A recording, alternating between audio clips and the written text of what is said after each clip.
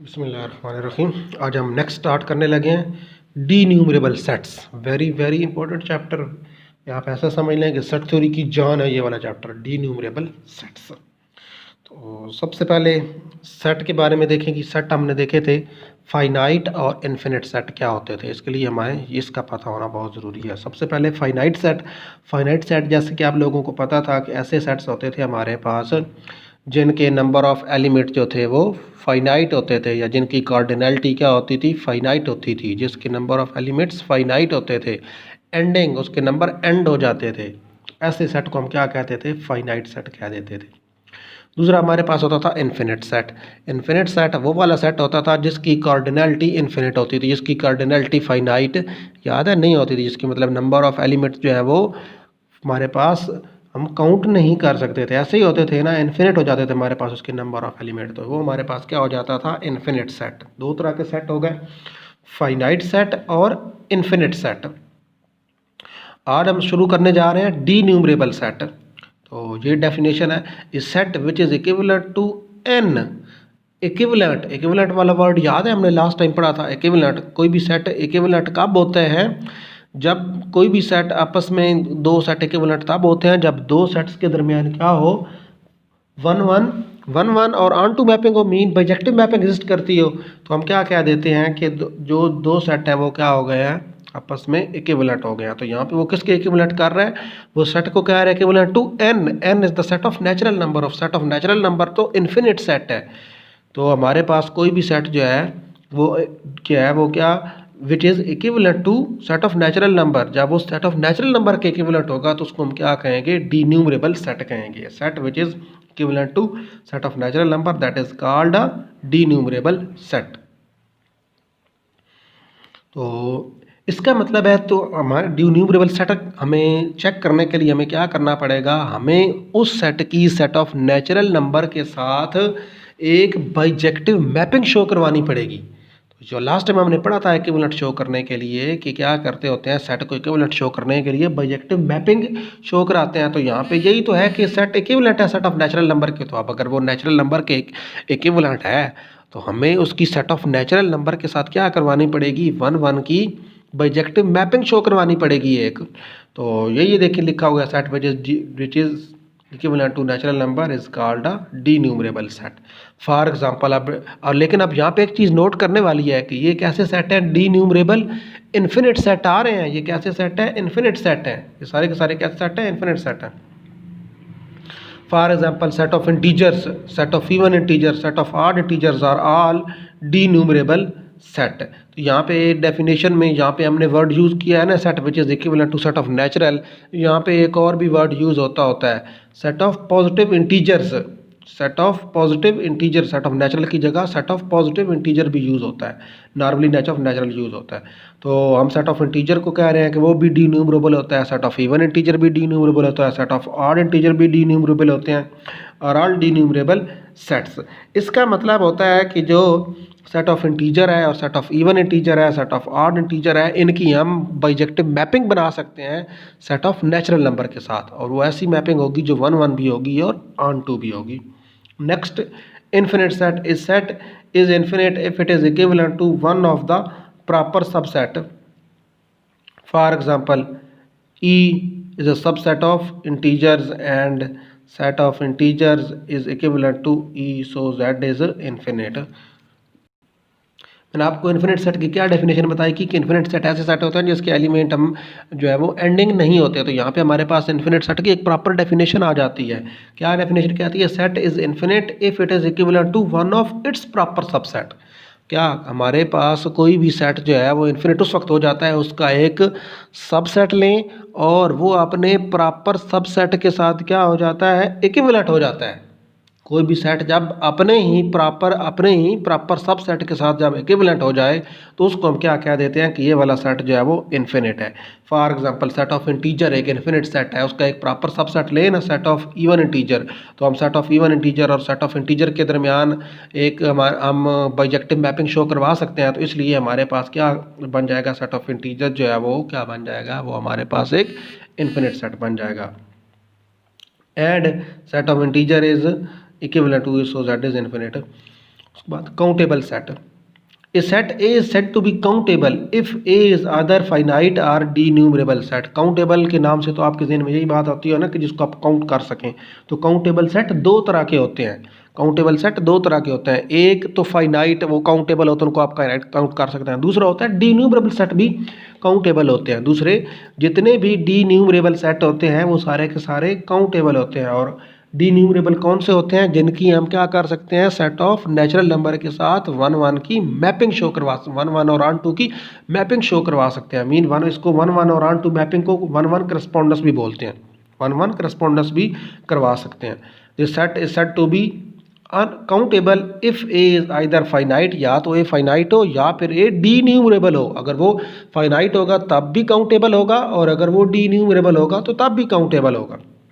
For example set of natural number, set of integer और finite आगे set है 1 2 3 finite है एंड 5 आर काउंटेबल। फाइनाइट तो countable होते ही होते हैं, लेकिन प्रॉब्लम आती है सिर्फ और सिर्फ इन्फिनिट सेट के काउंटेबल होने की। इन्फिनिट को काउंटेबल हमने कैसे करना है? काउंटेबल करने के लिए उनको हमको डी न्यूमरेबल करना पड़ेगा, और डी न्यूमरेबल करने के लिए हमें क्या करना पड़ेगा? हमें उसकी सेट ऑफ नेचुरल नंबर के साथ बाइजेक्टिव मैपिंग शो करवानी पड़ेगी। हमें सेट ऑफ नेचुरल नंबर के साथ उसको इक्विवेलेंट शो करवाना पड़ेगा। नेक्स्ट डेफिनेशन आती है अनकाउंटेबल सेट। तो साफ सी जाहिर है ऐसे सेट एक तो जो ना तो फाइनाइट होंगे और ना ही डी न्यूमरेबल होंगे, तो ऐसे सेट क्या कहलाएंगे? हमारे पास अनकाउंटेबल सेट बन जाएंगे। इस set which is neither finite nor D numerable, ऐसे सेट जो ना तो फाइनाइट होंगे और ना ही डी न्यूमरेबल होंगे, वो क्या कहलाएंगे? वो हमारे पास क्या कहलाएंगे? इस कॉल्ड डी न्यूमरेबल और अनकाउंटेबल सेट। तो उनको हम क्या कहेंगे? अनकाउंटेबल या डी न्यूमरेबल सेट कहेंगे। फॉर एग्जांपल उसकी example set of interval 0 to 1 and set of real number are uncountable sets. ये वाला जो इंटरवल था 0 1 इंटरवल जो है ये, और set of real number these are all क्या है हमारे पास? काउंटेबल अनकाउंटेबल सेट है। और ये नॉन, एक तो ये फाइनाइट नहीं है, देखें ये इंटरवल आपको 0 1 नज़र आ रहा है, ये फाइनाइट नहीं है, इसके अंदर इन्फिनिट एलिमेंट्स हैं। दूसरा सेट ऑफ रियल जो है वो भी फाइनाइट नहीं है, उसके अंदर इन्फिनिट एलिमेंट है। एक तो इनके अंदर इन्फिनिट एलिमेंट है, और दूसरा इनकी हम सेट ऑफ नेचुरल नंबर के साथ 1 1 की बाइजेक्टिव मैपिंग शो नहीं करवा सकते। Mean set of natural number के साथ हम इनको इक्विवेलेंट शो नहीं करवा सकते। इस वजह से ये नॉन डी न्यूमरेबल हो जाते हैं, और जो नॉन डी न्यूमरेबल होते हैं वो फिर अनकाउंटेबल बन जाते हैं। इसी को लेके आगे चलने लगा हूँ।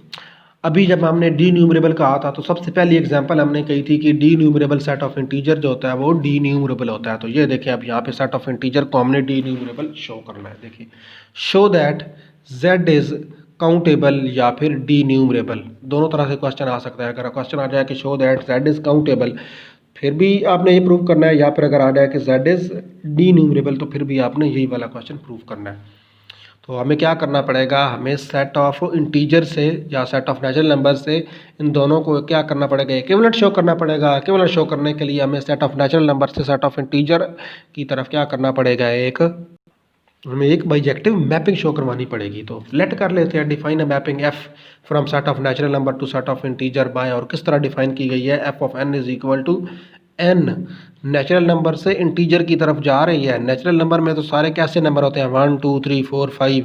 उसमें किस तरह के एलिमेंट? उसमें तो सारे एलिमेंट पॉजिटिव होते हैं। तो इसका मतलब है हमें यहाँ पर एक नेगेटिव एलिमेंट जो है वो भी सपोज करना है। तो ये देखें F of N is equal to n/2 if n is even, F of N is equal to -n-1/2 F N is odd.